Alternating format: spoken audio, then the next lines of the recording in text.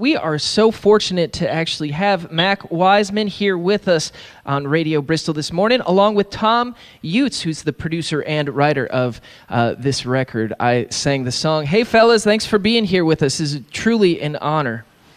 Good morning. How you doing? Oh, doing great, doing great. How's everybody?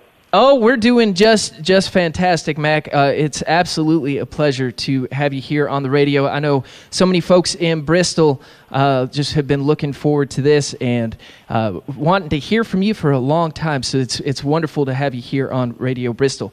Mac, can we talk a little bit? Speaking of the tune going back to Bristol, obviously that song was written around your music and your travels through Bristol with Flat and Scruggs, and then with Farm and Fun Time. And we were just talking off the air a little bit, and you had some recollections of Farm and Fun Time. Could we dig into that a little bit and tell us, kind of get people caught up on your history with Bristol? Can you talk a little bit, Mac, about how you got started on the Farm and Fun Time show and when? Yes, I remember very clearly. I was working with Molly O'Day in Knoxville, Tennessee on the midday merry-go-round and the Saturday Tennessee Barn Dance. And Leslie Keith, the guy who wrote Black Mountain Rag, had worked with Linda Baldy back in West Virginia in previous years. And I knew Leslie from working with Lee Moore up in Harrisonburg, Virginia. His contract ran out in June. And Leslie was just making the round talking to his old friends. And he came through Knoxville and told me about this place opening in Bristol and that they wanted another act. So I got this together that would show what I was going to bring, and went up there and they hired me immediately. There was three of us that started that Farm and Fun Time: the Stanley Brothers, myself, and a man called Curly King, for the benefit of folks who don't remember Curly. But he was a wonderful singer, sang like Eddie Arnold all the time. And it was just a marvelous station. It had tremendous coverage, 10,000 watts, I believe, at that time. But it went into Kentucky and Carolina and all around. Farm and Fun Time was really an important program for folks here in our region. As you said, Mac, outside of the region, it went a great deal. CYB kind of reached a whole lot of people. So, do you remember kind of were you living in Bristol at the time, or were you just traveling every day to Bristol? Were you living in Bristol at the time, or did you just travel to Bristol every day? No, I was living in Bristol. I moved up there when I started on the station. Okay. I left Molly O'Day's group, and Carl Smith, for instance, took my place when I left as a lead singer.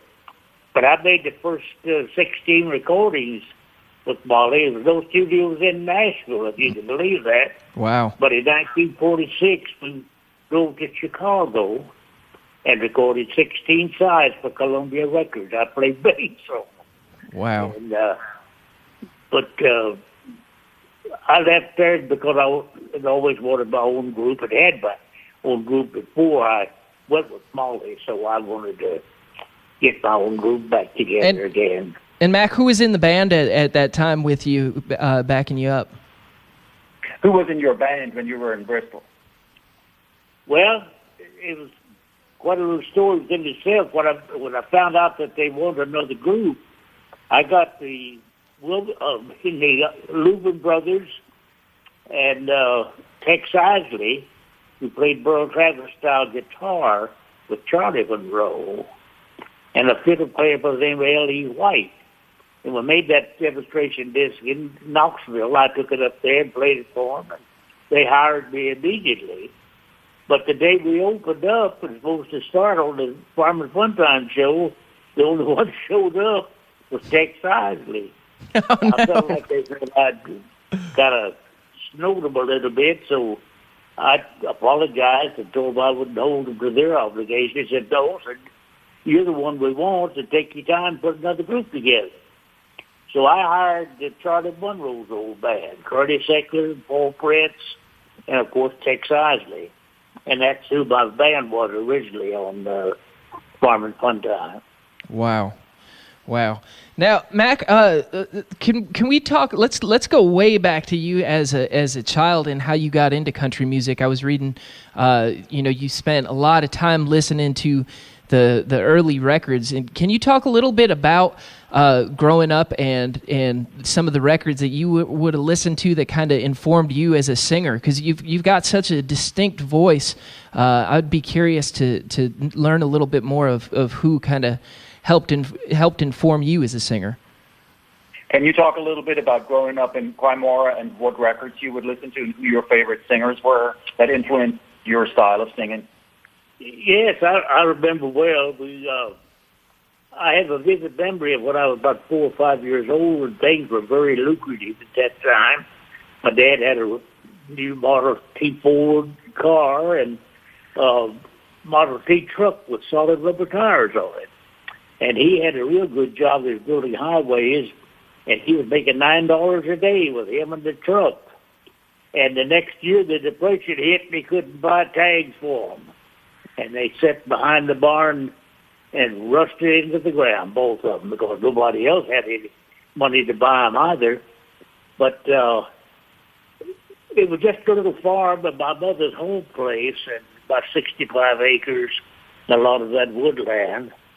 So we survived during the Depression by raising everything. My mother canned a lot. But the only thing we bought at the store was coffee and sugar and a few necessary things that we couldn't raise. And we traded eggs for those most of the time. Eggs got down to 11 cents a dozen, which is ridiculous compared to today, but that's what they were. And every once in a while I'd hide me one out and get me a piece of candy when I went. And what kind of music did you listen to? And who did you like? Who were your favorite singers? Well, the music at that time was almost all live. Very little DJ work at that time. Buddy Starcher, who was quite well known at that time, and Lee Moore and his group, and Uncle Joe Johnson. They all had live programs on WSVA in Harrisonburg, and I listened to them regularly. And I think 78 records were 39 cents at that time. That's mail order through Sears and through Montgomery Ward. So I had quite a collection of those. I had Sam Kirk McGee, the Delmore Brothers, and Curly Fox, and I just fell in love, was fascinated, never dreaming I could ever be a part of the music business, but I was so fascinated, and so I kind of knew my repertoire when things turned around and I got a chance to be in it. Mm-hmm. Now, Mac, you just brought up WSVA and some of the artists who performed on that station. That was out of Harrisonburg, Virginia. You were a DJ on that station for a short while when you were young, right? You were a DJ in Harrisonburg at that station, right? Yes, when I got out of high school, I had majored in commercial courses. We didn't have advisors back then, but I majored in bookkeeping and shorthand, Dutch typing, to be a CPA or something similar to that. Well, Merck & Company was a big pharmaceutical company just out of Grottos, Virginia, over there. It is still in business, incidentally, and I had my application in there, and a lot of my friends and neighbors and such as that worked there at that factory. Well, I went down after high school graduated, and they turned me down on my physical condition. I had polio when I was just a kid, and the only thing that they were afraid of is that I'd get hurt in the factory and, of course, create a lawsuit or something like that. So I was devastated, to be honest with you. I could have walked under the proverbial rattlesnake with the top hat on. But I went to work at the Manganese mine up in Cremora during the war, and they made that iron ore. And I came out of there one afternoon in the late fall, and there was a fellow there that said he wanted to give me a ride home. And I told him, well, I had a ride, but he insisted he had something to talk to me about.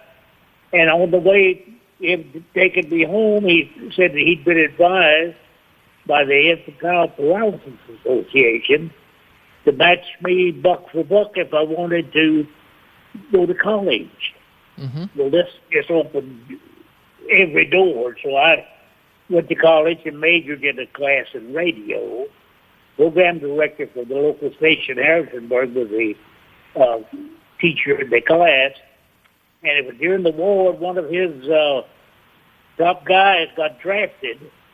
So he told me I'd showed enough aptitude that he could offer me a full-time job. And that's when I went to work. I worked like 70 hours a week for $25. Wow. But I sure learned radio with every facet. Yeah, man. If you're just tuning in, we are chatting with legend Mac Wiseman. Mac Wiseman has a new record out called I Sang the Songs. It's a tribute to Mac Wiseman, and we are joined by Mac and Tom Utes, the producer of I Sang the Song, talking a little bit about Mac's history. He's been in the music industry for over 70 years. Mac has done it all. It's hard to even pinpoint what we should talk about because there's so much. But so I think one thing that I'm curious, as far coming back to Bristol in Farm and Fun Time, Mac, when you were on Farm and Fun Time, did you use that platform as a way to kind of get the word out for regional gigs, and would you tour around that and then play the show every morning? So were you kind of getting the word out about your local shows through the radio station? Did you advertise your shows on the Farm and Fun Time show? Oh, yes. In fact, it was a barter-type deal. The radio station didn't pay us anything. We furnished the music, and they sold our music programs to the local car dealers, tire companies, grocery stores, whatever. So it was a swap-out deal, you see. We had to make our money playing shows on the road. Mm-hmm. Which we did quite well with in the summertime. But when the fall rolled around and got cold, those two-lane roads back in Kentucky and West Virginia and North Carolina became impassable in a lot of cases. So I turned my retirement into not retirement, but your notice. I turned my notice in to WCYB, Farm and Fun Time, and went back up in Virginia and sold produce during the winter. But just after I turned my notice in, I walked back in the studio one noon, and this fellow got up and came over, introduced himself, said he wanted the job. It was Earl Scruggs, if you can believe that. And because of the situation money-wise, I had to tell him I couldn't afford him, and I couldn't make him a living during the winter time. So I was back in Virginia, and then along in the spring, Lester Earl and Cedric Rainwater all left Bill Monroe's band in Nashville, and they called me to be one of the original Bogey Mountain Boys. Mm-hmm. And after we worked over in Hickory, North Carolina a few weeks, because we wanted Jimmy Shoemate, the fiddler, and he was working at a furniture company because he had 3 little girls that he was raising. And he wasn't going to get in that group, wasn't going to fly if he followed me. But we weren't doing well over there at all because that was such a small station. So I took them back over to WCYB, and we went to work right away in the spring of 48. And that was when you went to. How long were you playing with the Foggy Mountain Boys? For about a year or so. How long were you in the Foggy Mountain Boys? Oh, for a year. Yeah, I did all the booking, and we were on a 5-way split. We did extremely well. Again in the summertime, but along in the fall, Lester got a wild hair. He wanted to put the boys on salary, and I told Earl he was a talk policeman, and I told him, I said, well, I think he's making a mistake because it's going to get pretty lean here in the wintertime. And it kind of kicked around a little bit, said, well, that means you too. And I said, oh, H not, because I'm going to work for no salary. And so I went to WSB in Atlanta on the Georgia Barn Dance. And it closed along in the early spring of 49, and I came here at the Opry and went to work for Bill Monroe. Mac, would you tell us a little bit about your memories of the first time playing the Opry? What was it like what are your memories of playing the Opry for the first time?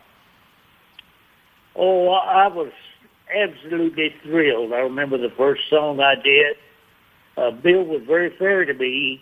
He had the Wall Right show at 10:15 every Saturday night and some other guest shots. But he always gave me a solo on that 10:15 show.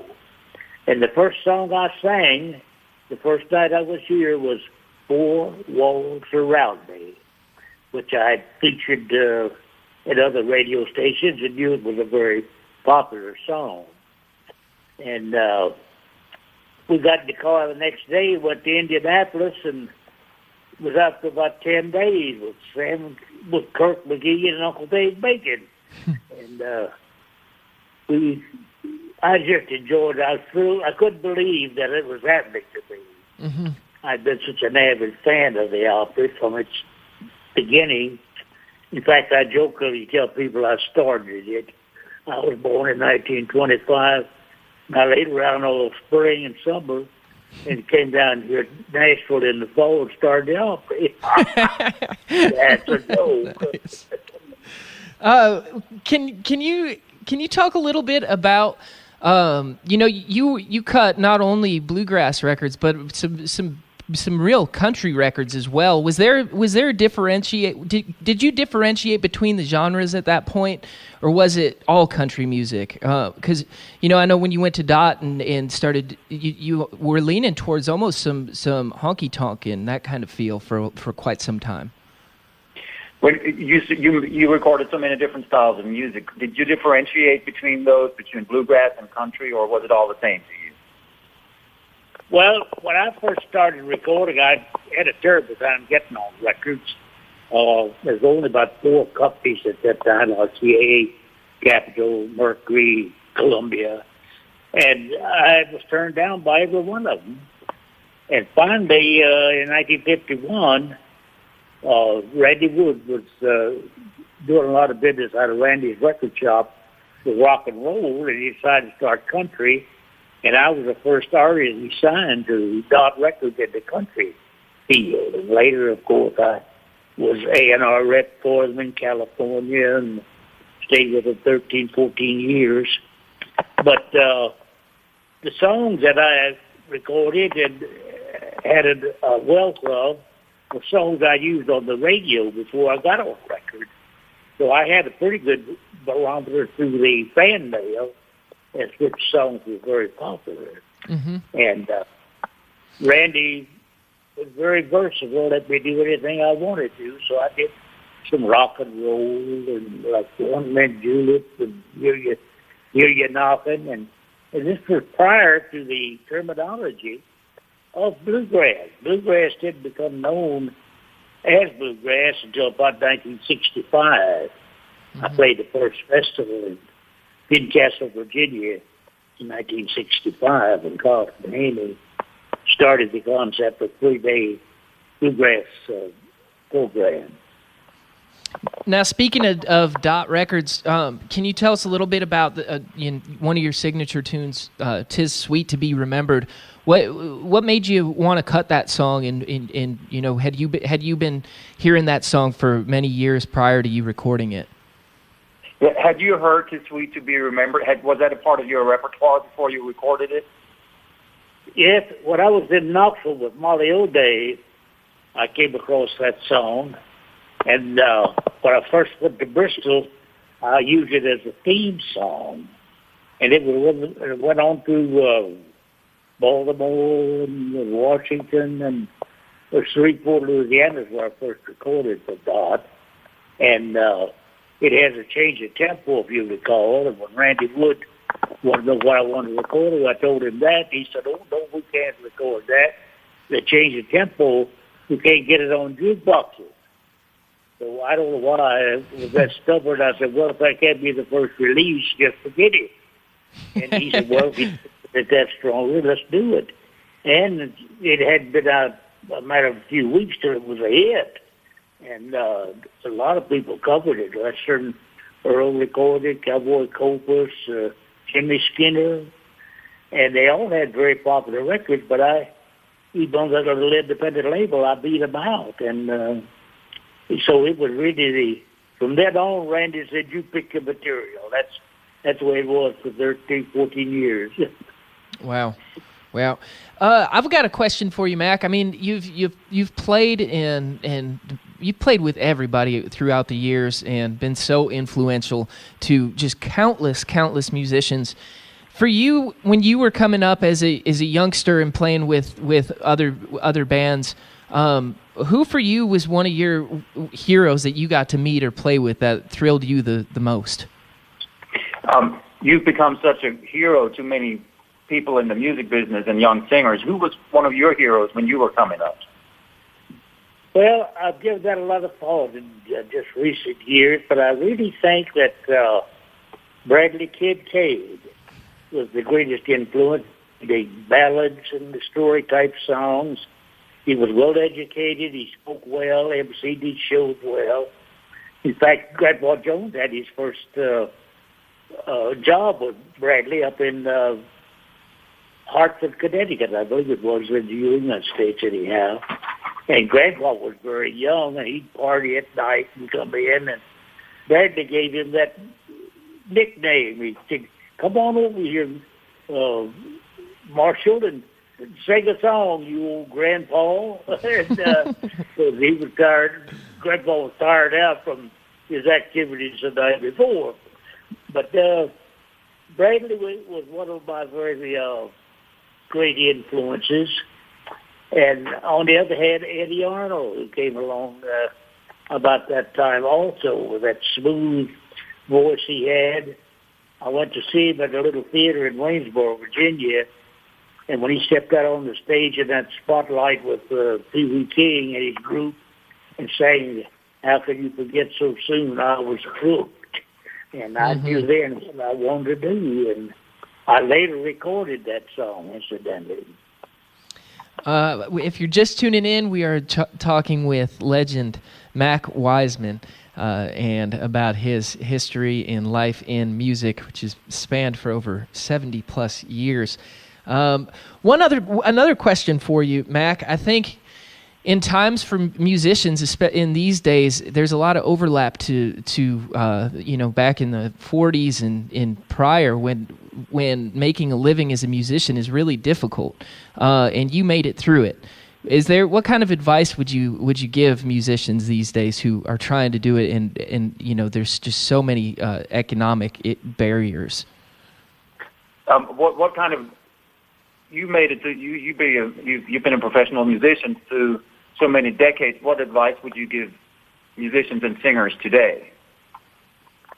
Well, the strongest thing that I can think of, and I had to go through this, you've got to be your own man.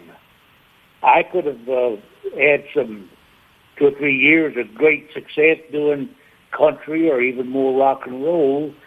So I stuck to my guns, and I recorded over 800 songs, and they were still getting some pretty good sales on them. The Bear family put them all out in a couple of box sets. Mm-hmm. But I have that identity, and I was at liberty to do any kind of songs I wanted, but I just did them my way.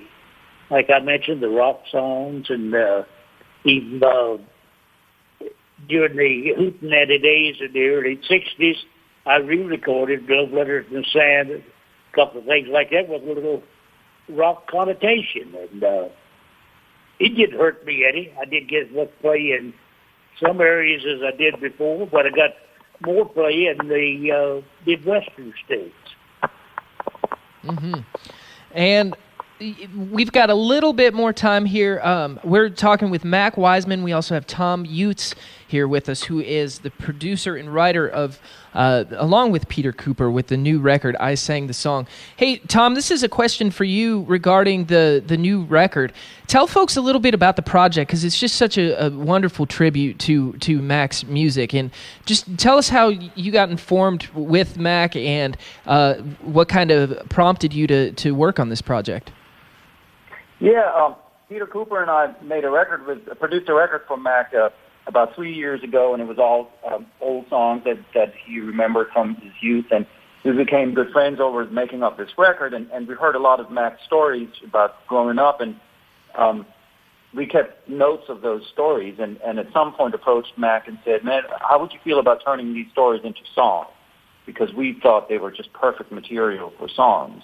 And Mac was very happy to do that. So we came over here for 10 Sunday afternoons, Peter and I, and we just sat around here in Mac's living room, the three of us, and we asked Mac to retell us these stories and get a little more detailed, and we turn them into songs. And I have to mention here that it's not just Peter and me who wrote those songs. Mac is equal co-writer on all of those. We couldn't have done that without Mac. And so once we had 10 songs, we thought, well, this would make for a great record, but it might be a little tough for Mac to get in the studio and do all that. So why don't we get some of the people that we know, admire, and love Mac to sing those songs? And we approached people like Alison Krauss and John Prine and Sean Kemp and the Isaacs and Junior Sisk and Cheryl Hull and some of our favorite singers. And not one turned us down. Everybody was so happy to do this for Mac. And so it came together beautifully, and it's out on Mountain Fever Records, which is a label out of Virginia. And they were super easy to work with, and we're interested in getting this out, and it's been doing really well for us. And everything that you hear on this record is something that Mac said at some point. So every line is true, if you want to use that word, which is a little overused. But everything is straight from the horse's mouth, if you will, and just made it rhyme and put melodies to it. It's a fantastic record, and I think I'm sure you could write 10 volumes with Mac there. It's pretty incredible. Yeah, because Mac's memory is so sharp. He remembers everything, and there's so many. I think that period of time in American music is so important, the late 30s and early 40s, and Peter and I are very interested in that. And, if you're talking to Mac, you're talking to a guy who heard Jimmy Rogers on the radio, and can talk about that, can talk about all that stuff with authority. And it's just, I think it's it's our job to preserve that to the best we can. Yeah.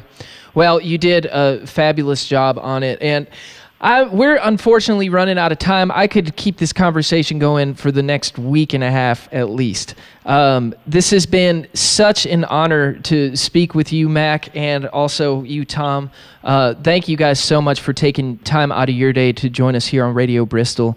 A few things to let you know about Mac. We've brought Farm and Fun Time back, and the great success of Farm and Fun Time in the past was due to a lot of the work that you did on the program, and we've reintroduced it, and we're really proud of that. So wanted to let you know how much of an influence you've been to us here in Bristol for so many reasons.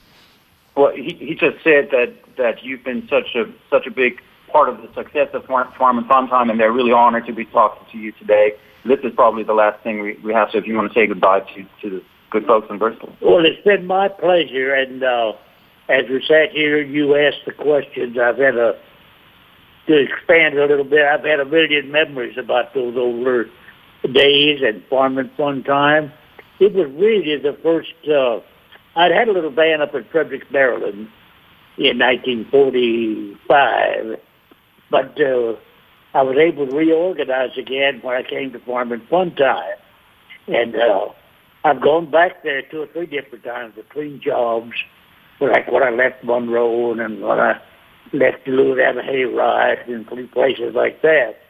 It was always a good place for me, and I was always welcomed. So I can't tell you what a pleasure it is to have the chance to talk about these things with you, and I appreciate your kindness in giving me this opportunity. Well, thank you, Mac. What an absolute pleasure. And you're always welcome here in Bristol. Whenever you want to come on up, you got an open door here at Radio Bristol.